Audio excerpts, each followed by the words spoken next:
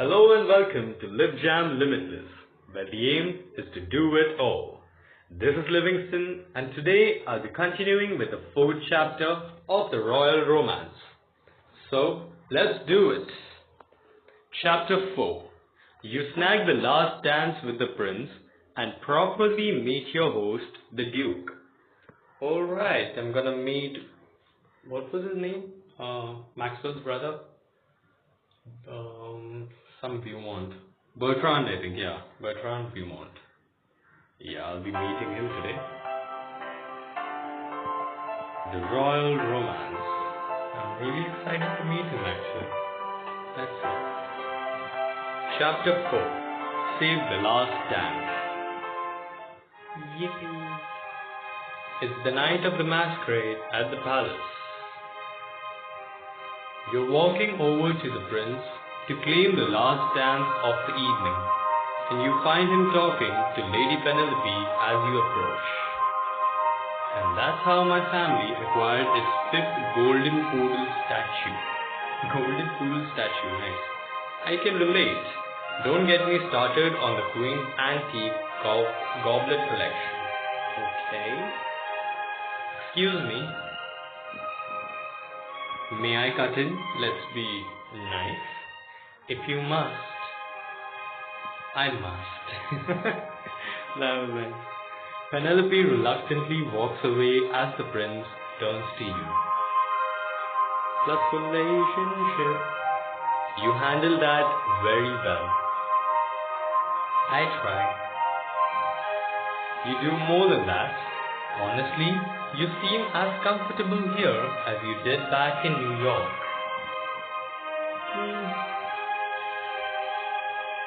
You could say so. Shall we dance?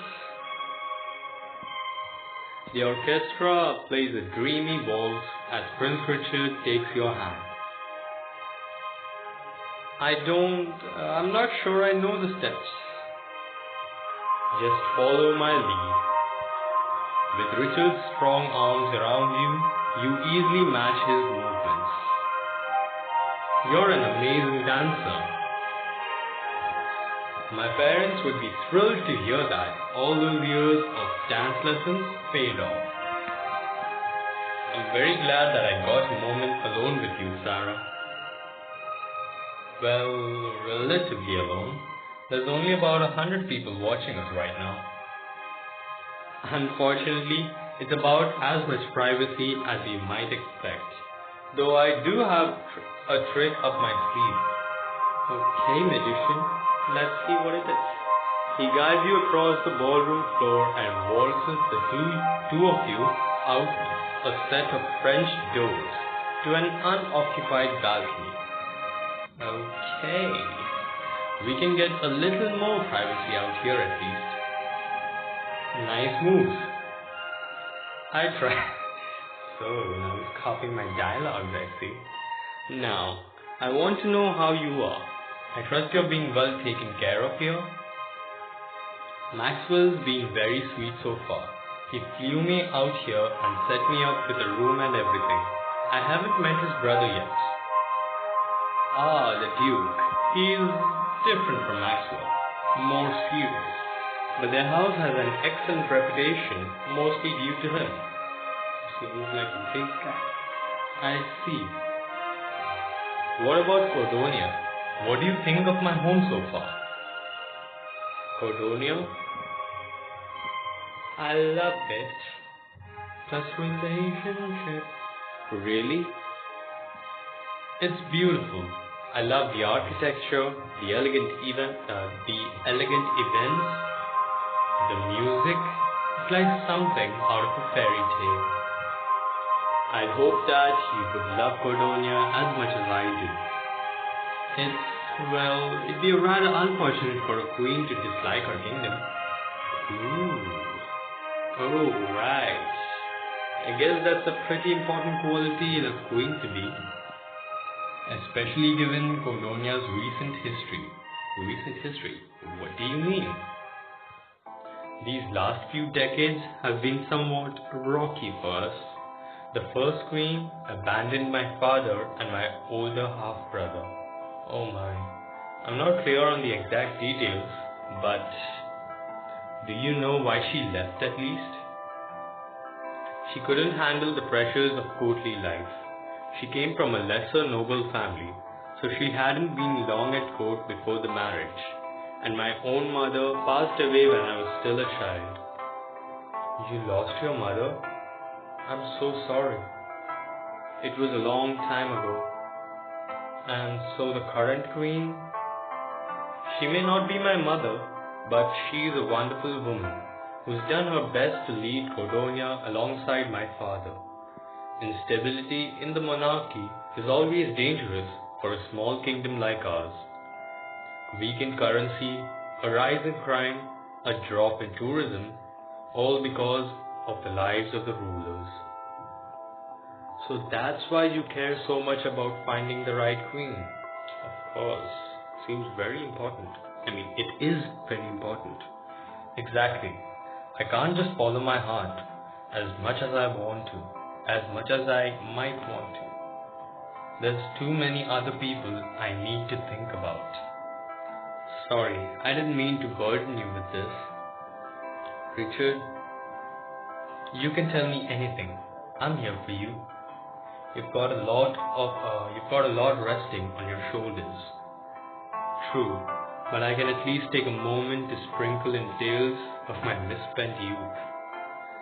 I wouldn't mind hearing those either. One summer when I was only 8, my father decided to throw me into the rigors of governing. He made me sit through hours of meetings for 3 weeks straight. Finally, I couldn't take another minute. I decided to liberate myself. Wait, you played hooky? What's hooky? Oh my goodness, I don't know. Yeah, Drake and I stole a monster supply of chocolate from the kitchens and we hid out in the gardens. We spent the evening making up games to play in the garden maze. Our best one was maze tag. Maze tag. Just between the two of you? That would be exhausting, I believe. You can see the entrance to the maze over there by the hedges. Maze tag? Let me guess. You played tag in the maze? I mean, obviously. You've got it. Not our most cleverly named game, but whoever was it had to run after the other person in the maze. You lost if you were it by the time the other person got to the center. We played that for hours until we nearly collapsed from exhaustion. Just what I thought of. But we were too stubborn to go back. We used the last of our strength to climb up the tree in the center of the hedge maze and vowed to live out there. We fell asleep in that tree and I only woke up when I fell off the branch and landed flat on my back, swearing up a storm. I hope this doesn't destroy your image of me as a proper prince. What surprises me most is that Drake knows how to have fun, actually. Drake's the best. Oh, is he? That hasn't been my experience. I know he can be a little rough around the edges, but you'll never find a more loyal friend. Well, I want to meet the Richard who plays hooky and sleeps in trees. I miss those carefree summers, but I'm afraid those days are behind me. On the next swell of the walls, Richard guides you through the doors to the ballroom. Inside, Richard pulls you close so you're swaying together as gradually the music begins to wind down. This song is coming to an end and the masquerade with it. We'll have to say goodnight soon. Is this how it's going to be for the next few months? Stealing a couple minutes here and there? As I said, things are different here. I should spend some time with the other girls to be fair to them. But believe me when I say I wish this night didn't have to end. Who says it has to? Uh-oh. The last time you got that gleam in your eye, we ended up on a boat to the Statue of Liberty. Do you regret it? Of course not. Never. What are you proposing? Would you like to meet me at the garden maze? Yes, but my bodyguards would never allow me to go out there alone. You wouldn't be alone. I'll be there. Valid point for Sarah. They'd probably like that even less. We shouldn't. Then why are you smiling? Because we both know how much I want to. In that case, let's go for it. I'll be out there in 20 minutes. Breaking the rules is what I'm born for.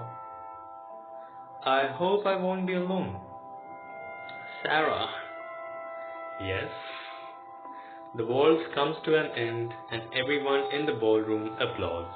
Before you walk away, Richard? What does that mean? The prince, maybe? No, wait. Richard spins you close. The Richard doesn't make sense. Richard spins you close, his head bent toward yours.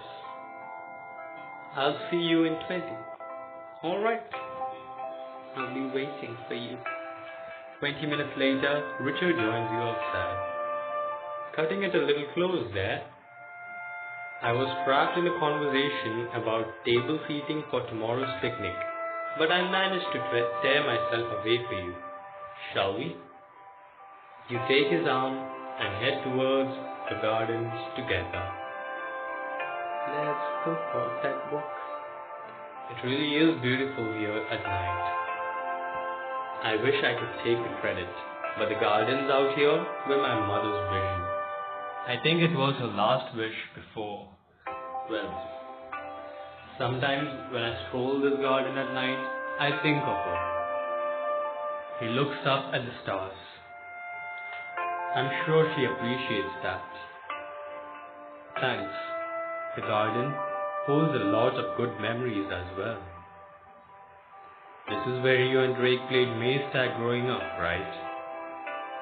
Yeah, you probably think it's silly, don't you? Sounds like a lot of fun, in fact. Tag, you're it, Richard. You clap him on the shoulder and start off running. You hear a laugh as Richard starts to run after you. Cheater. I don't play by the rules. I make my own rules. Despite your head start, he comes close to catching up with you. Gotta get to the center now. Get to the center, Sarah! Up ahead you can see the maze entrance and the wet grass shortcut straight to it. I should take the shortcut, keep cheating more. You take the shortcut, picking up speed, and manage to stay ahead of it. Ha! You weave through the maze just ahead of him. Richard said there was a tree at the center. There surely is. You navigate the maze, twists and turns, heading for the top of a large tree you see in the distance until you round the last corner. Before you lies a straight path to the center of the maze where a swing sways. Sways prettily from a large tree. That rhymes very well. Okay, I can see the maze. The swing. Whoa. You can hear Richard's footsteps behind you. I should tackle Richard. You wait until he turns the corner. I'm catching up. Not so fast. You dive forward and tackle him. Your momentum knocks the two of you off balance. Whoa! You both topple over, laughing as you roll together before coming to a stop near the swing. We made it. Under the rain. Louis Tomlinson is one of my favorite singers. Just saying. We made it. The center of the maze. And I do believe I'll win. How do you figure that? Easy. I'm on top. Ooh, that's naughty. Hey, we don't know who tagged who at the end there. I want a second ruler. Well, we don't always get what we want. Even Princess. He laughs, and then his face turns serious as he gazes up at you. Something about you, it just feels right to be around you. Richard, I feel the same way. Sarah, he reaches up to cup your cheek, his fingers warm against your skin. I should kiss him, why would I pull away? You lean down, your lips capturing his hands curve around you as he brings you close.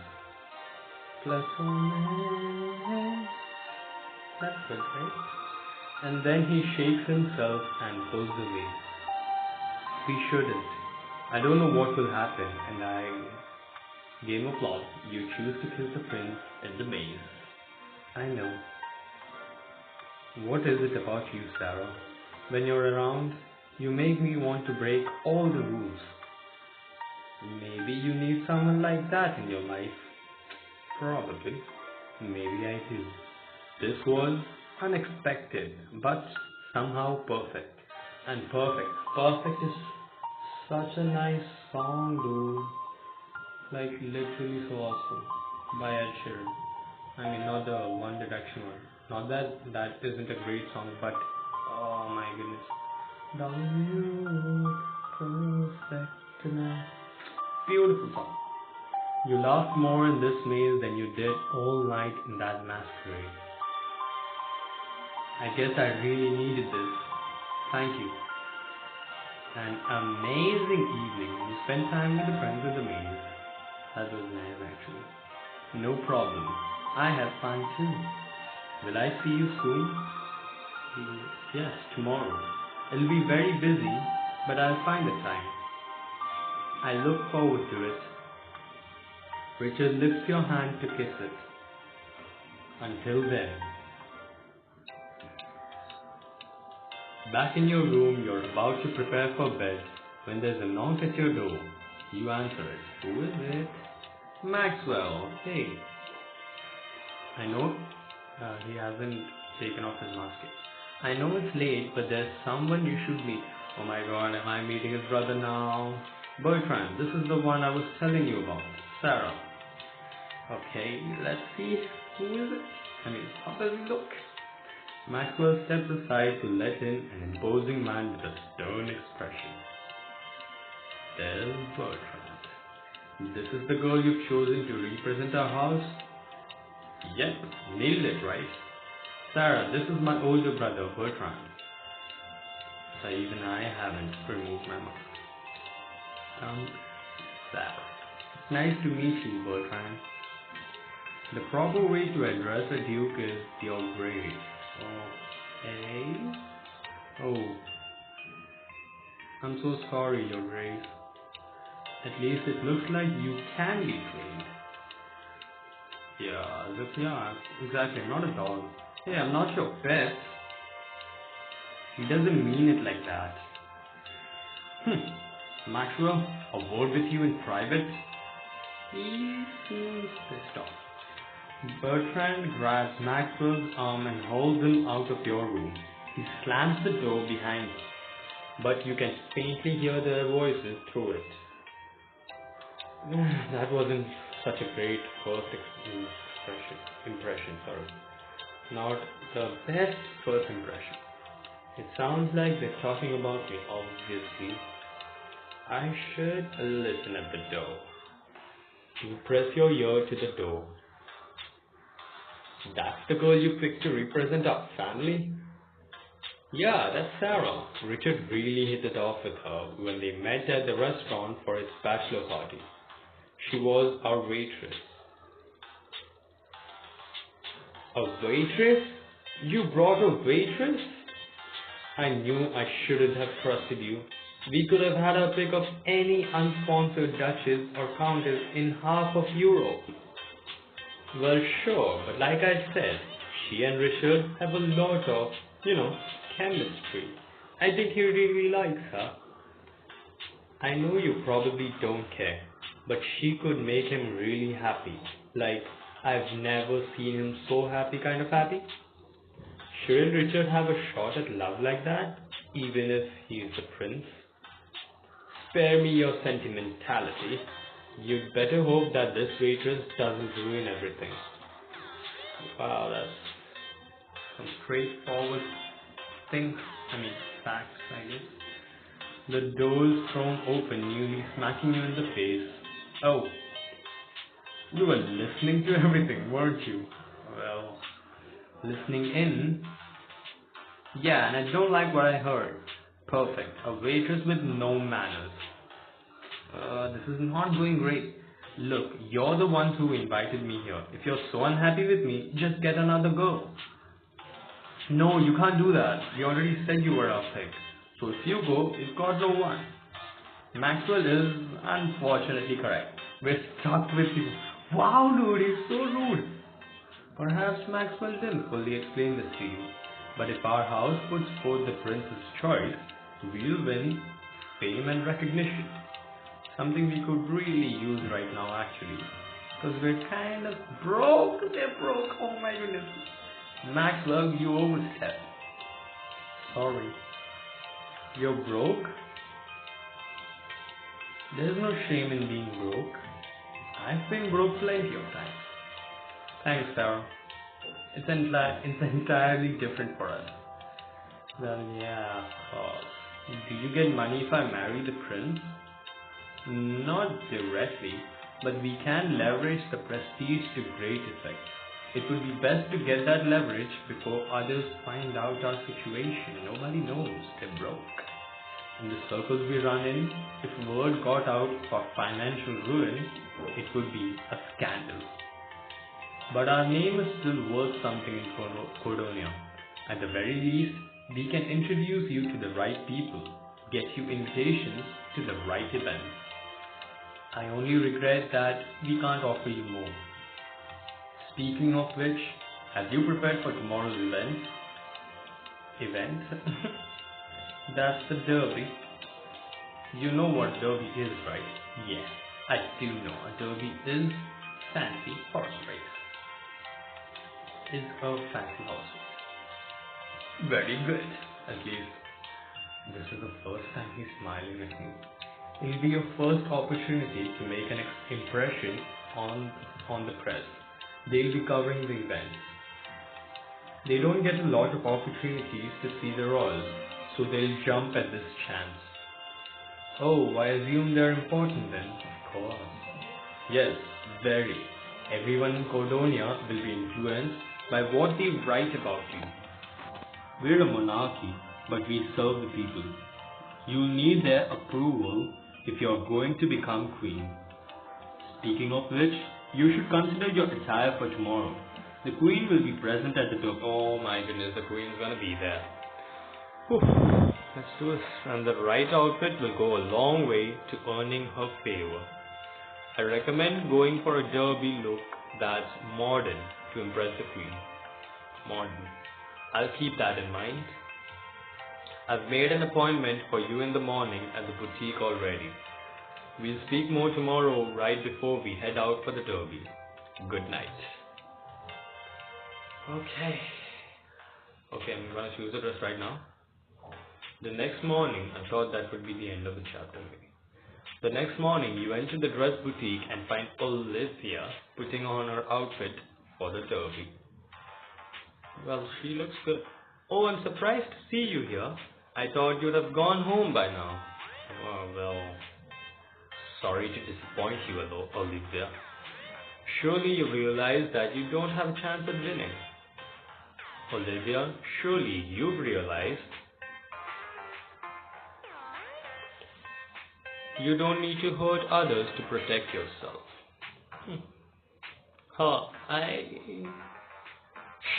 It's okay. You don't have to say anything. Look, I know we're set up to be rivals, but that doesn't mean we have to dislike each other. But Richard, whatever else is going on, we don't have to hurt each other. I don't know what kind of game you're playing, Sarah, but you're not going to fool me. And it's no game. I'm just being nice. Probably. Olivia turns away coolly and strides towards the door, but then pauses. Look, I know you're probably going to embarrass us all with your lack of fashion sense later, but try to avoid doing that. Plus, relationship with Olivia as well. I didn't imagine that. You've probably never been to a derby, but you really must look the part. A runway worthy ensemble is going to get you noticed by the press, but that's just my recommendation. The first time she recommended me to do something, it was a big fat lie. Now what do I do? Runway worthy. Uh-huh. Is this like the last time you gave me advice? No, never mind, forget it. I'll see you at the race later, and I won't be holding back. Olivia walks out of the boutique and you turn to survey the dresses. Olivia says the press will like something runway worthy, but Bertrand wants me to wear something modern to impress the queen. Alright, Triple Crown Couture. Runway fashion meets derby style, dazzle the press and outshine the other ladies in this gown. Off to the races, a more modern take for the derby that's sure to impress the queen. Or the blue belt, whatever. So I've got this one, or I can go with this one, like what Bertrand suggested. So should I go with this or this? Because this does look fantastic, dude. Runway fashion meets derby style. Dazzle the press and outshine the other ladies in this gown. I can dazzle the press, but I think probably right now to impress the queen would be better. Choose this look. Derby Diva. You've unlocked off to the races in the closet. Very chic. Hope the queen likes it. Derby, here I come. Okay, that's the end. Will you be able to survive the derby? Find out in the next chapter. Continue on.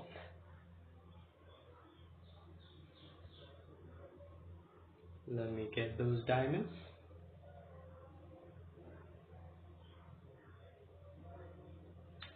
Well, that was the end of yet another chapter. Hope you all enjoyed it. See you next time, and remember to be limitless.